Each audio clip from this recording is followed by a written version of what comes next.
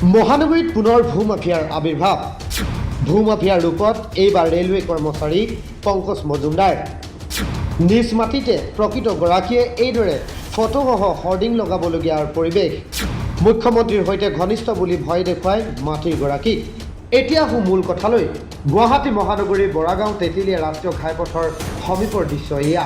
মাটিৰ প্ৰকৃত গৰাকীৰ নাম হ'ল প্ৰয়াত ৰামেশ্বৰ দাস। অসম চৰকাৰৰ অংশীদাৰ নিয়ম অনুসৰি চৰকাৰী হিচাপ নিকাচৰ পিছত গুৱাহাটী মহানগৰীৰ জালুকবাৰী মৌজাৰ তেঁতিলীয়া গাঁৱৰ খেৰাজম্যাদী 631 নং পট্টাৰ 92 নং দাগৰ গৰাকী হৈছে প্ৰয়াত ৰামেশ্বৰ দাসৰ পুত্ৰ প্ৰয়াত শৈলেন দাস আৰু পৰেশ দাস। শৈলেন দাস আৰু পৰেশ দাসৰ মৃত্যুৰ পিছত এই মাটিৰ উত্তৰাধিকাৰী হয় ক্ৰমে শৈলেন দাসৰ পত্নী বিনীতা দাস আৰু পৰেশ দাসৰ পত্নী ভানুপ্ৰভা দাস আৰু তেওঁলোকৰ সন্তানৰ নাম 1 বিঘা 2 কঠা 11 লাচা ভূমি পঞ্জীয়ন হৈ আছে। চুবুৰীয়া ভূমিৰ গৰাকী পংকজ মজুমদাৰ আৰু চক্ৰধৰ মজুমদাৰে এই ভূমিভাগ দখল কৰাৰ লগতে বিভিন্ন পন্থাৰে চলে বলে কৌশলে ল'বলৈ অহৰহ চেষ্টা চলাই আহিছে। পংকজ মজুমদাৰৰ এই ভাবুকি আৰু গুণ্ডামীৰ বিৰুদ্ধে বিনীতা দাসে ইতিমধ্যে জালুকবাৰী আৰক্ষী চকীত এজাহাৰ দাখিল কৰিছে। তদন্তৰ সময়ত আৰক্ষী উপস্থিত হ'লেই চতুৰ পংকজে কোভিড কালত অসমৰ মুখ্যমন্ত্ৰী হিমন্ত বিশ্ব শৰ্মাৰ এইটো মোৰ ককাৰ মাটি হয়, মোৰ এনচেষ্টাৰ লেণ্ড এইটো, আৰু ককাৰ পৰা আমাৰ নামত আহিলে। এতিয়া পংকজ মজুমদাৰে মানে কি হ'ল, তেখেতক মানে কয় এইটো আমাৰ মাটি। আৰে আমাৰ মাটি হ'লে তেখেতক ডকুমেণ্ট দেখাওক ন, তেখেতক ডকুমেণ্টে দেখাব নোৱাৰে। আমাৰ পূৰা ডকুমেণ্ট আছে, দাদাহঁতৰ লগত আমাৰ চেল এগ্ৰিমেণ্ট হৈছে। আমি দাদাক দিছোঁ, তেখেতে মাটি পেলাব নিদিয়ে। ডাম্পাৰ আহে, ডাম্পাৰৰ মানুহ খেদাই দিয়ে, ফকলেণ্ডৰ মানুহ আহে, ফকলেণ্ডৰ মানুহ খেদাই দিয়ে। তেখেতে একো কামেই কৰিব নোৱাৰে। তেখেতৰ নিজৰ মৰ্জিমতে থাকে। ৰাতি হ'লে ল'ৰা লৈ আহে, ল'ৰা সোমাই দিয়ে।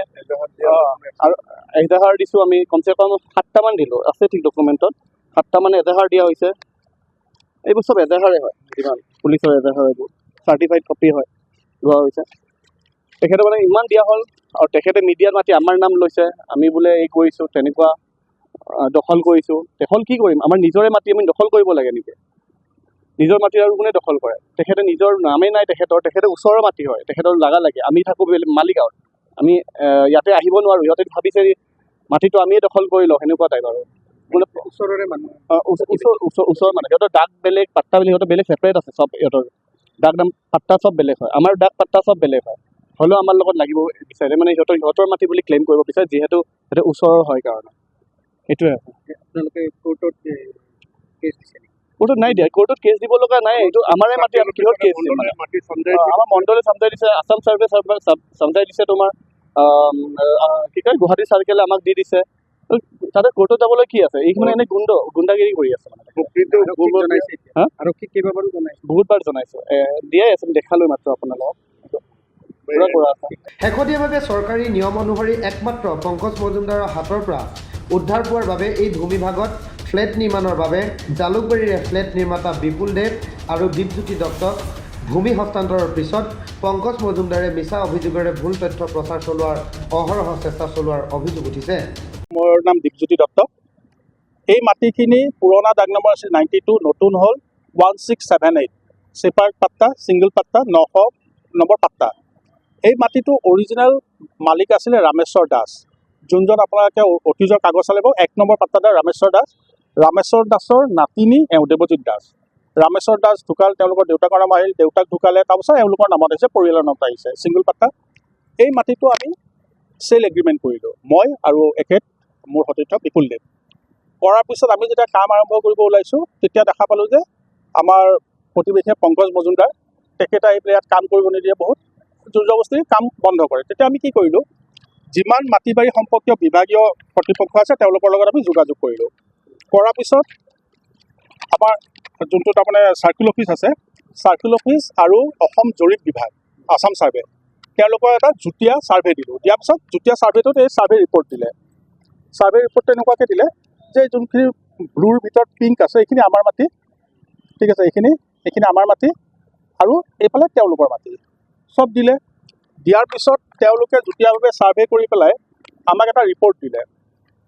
এইটো ৰিপৰ্টটো দিলে যে মাটি সীমা চমজাই দিলে কাক? পুলিচক, আৰক্ষীক। যেতিয়া কাজিয়া বেছি হৈছে আমি আৰক্ষীক জনালোঁ, জনাওঁতে আৰক্ষীক এইটো সমজাই দিলে মাটিটো দিয়াৰ পিছত আমি যেতিয়াৰ পৰা কাম আৰম্ভ কৰিছোঁ তেতিয়াৰ পৰা বিভিন্ন ধৰণৰ হাৰাশাস্তি, কোনো দিন শান্তিত কাম কৰিব নোৱাৰোঁ, কেতিয়াবা 50টা 60টা তেনেকুৱাকৈ ল'ৰা আনি গোটেই ৰাতি দিগদাৰি কৰে। প্লাছ আমাৰ যিমান ইয়াত মানুহ থাকে, মানুহ মানে ধৰি লওক পকলেন চলি আছে, ডাম্পাৰ ড্ৰাইভাৰ চবকে মাৰধৰ কৰে। থকাৰ পিছত সেইদিনাখন তেওঁ কি কৰিলে, অলপ মিডিয়া মাতি পেলাই তেওঁ মিডিয়াত এটা বাইট দিলে। আমি ক্ৰয় কৰা মাটিখিনি গোটেই বিভাগীয় কাম কাজ নথি পত্ৰ চাই যেতিয়া চিয়'ৰ হ'লো যে এইখিনি হয়, আমি ক্ৰয় কৰা মাটিখিনিত আমি কাম কৰোঁতে আমাকে ভূমাফিয়া সজাই পেলাই, তেওঁ ভূমাফিয়া বুলি ক'লে, দীপজ্যোতি দত্ত বিপুলদেৱ ভূমাফিয়া, সামাজিকভাৱে হওক বা মানসিকভাৱে হওক আমাক এটা হেয় প্ৰতিপন্ন কৰিলে। তাৰ লগতে চবতকৈ গুৰুত্বপূৰ্ণ কথা, তেওঁ এজন মানুহৰ নাম ল'লে, যোনজন মানুহ আমাৰ লগতে হওক বা আমাৰ পাত্ৰদাৰ দেৱজিৎ দত্তৰ লগতে হওক কাৰোৰ লগতে ৰিলেটেড নহয়। এই যোনজন 1 নম্বৰ পাত্ৰদাৰ বুলি কৈছোঁ ৰামেশ্বৰ দাস, তেওঁ নাতিনী এওঁ। এই ৰামেশ্বৰ দাস নামটো কিবা এটা স্বাৰ্থ সিদ্ধি কৰিবৰ কাৰণে ৰামেশ্বৰ দাসৰ নামটো ৰামেশ্বৰ তালুকদাৰ বুলি ক'লে। তেতিয়া আমি ভাবিলোঁ ৰামেশ্বৰ তালুকদাৰ নামটো কিয় ক'লে। আমি অলপ যেতিয়া খবৰা খবৰি কৰিলোঁ তেতিয়া গম পালোঁ যে এই ৰামেশ্বৰ তালুকদাৰ বোলা মানুহজন গুৱাহাটীৰ এজন প্ৰতিষ্ঠিত ব্যৱসায়ী। তেওঁৰ নামটো টানি অনাৰ কাৰণে আমি অলপ লাজ পালোঁ, আৰু যেতিয়া আমি চালোঁ যে তেওঁ আমাৰ লগত কোনো ধৰণৰ ৰিলেটেডে নহয়, গতিকে তেওঁক সুধিবৰ কাৰণে আমিতো আৰু সাহস নাই, আমি অলপ দুৰ্বলীয়া মানুহজন, তেওঁ অলপ যে কি কৰি দিয়ে ঠিক নাই, CM-ৰ কথাই প্ৰতি CM-ৰ মানুহ কয়। গতিকে তাৰমানে আমি ফটো চটো চব থাকে বাৰু, সেইখিনি আপোনালোকে খুচৰিলে পাব। গতিকে এইটো মোৰ চবতকৈ ডাঙৰ কথা ক'বলৈ কথা, ৰামেশ্বৰ দাস নামটো কি স্বাৰ্থ সিদ্ধি কৰিবৰ কাৰণে ৰামেশ্বৰ তালুকদাৰ ক'লে সেইটোহে মই নাজানো। ঠিক আছে, আৰু তেওঁ কৈ থাকে যে এই প্ৰপাৰ্টিটো তেওঁ পৈতৃক সম্পত্তি। বিনীতা দাস আৰু ভানুপ্ৰভা দাসৰ ভূমিৰ উপৰিও কাষতে থকা চাহু ঘোষ ধীৰেণ ঘোষৰ পৰিয়ালৰ নামত থকা এটা পুখুৰীত বৃহৎ অংশ বেআইনীভাৱে পংকজ মজুমদাৰ আৰু তেওঁৰ পৰিয়ালে দখল কৰি ৰাখিছে বুলিও ভয়ংকৰ অভিযোগ উত্থাপন হৈছে। পুখুৰীৰ মাছকে ধৰি কোনো কামতে ব্যৱহাৰ কৰিব নিদিয়ে এই পৰিয়ালকেইটা। মোক বা দীপজ্যোতি দত্তক, বিপুলদেৱক, ৰামেশ্বৰ তালুকদাৰক ভূমাফিয়া সজোৱা মানুহজন একচুৱেলি নিজেই ভূমাফিয়া। তেওঁ নিজে বেলেগ ঘোষ ফেমিলিৰ মাটি সম্পূৰ্ণ দখল কৰি ৰাখিছে। ঘোষ ফেমিলিৰ এটা ফিচাৰীত ঘোষ ফেমিলি যদি কিবা কাৰণত যদি মাছ মাৰিব আহে তাক মাৰপিট কৰি খেদি দিয়ে। বলপূৰ্বক মাটি দখল কৰাটোই তেওঁৰ বিজনেছ। আপোনালোকে যদি খবৰ লয় যে কিমান গভৰ্ণমেণ্ট মাটিত তেওঁ এটা ছাৰ্ভিচিং চেণ্টাৰ খুলিছে, সেইটোও বেলেগৰ মাটি, এই নাৰ্চাৰীৰ লগতে আছে। এইবিলাক যদি প্ৰকৃত তথ্য যদি উদঙাব লাগে বা ইনকুৱাৰী কৰিলে চব গম পাব। তো আমি মাটি কিনিছোঁ আৰু জেনুইনলি চব পেপাৰ, চব কৰ্তৃপক্ষৰ আমি পৰা চাৰ্টিফিকেট লৈছোঁ, পুলিচক জাগা সমজাই দিছে, আমাক ডিমাৰ্কেশ্যন হৈছে সমজাই দিছে। সেইকাৰণে আমি ডাঙৰ ডাঙৰ পোষ্টাৰ মাৰি থৈছোঁ যে land belongs to Bipuldev Dipjyoti Dutta.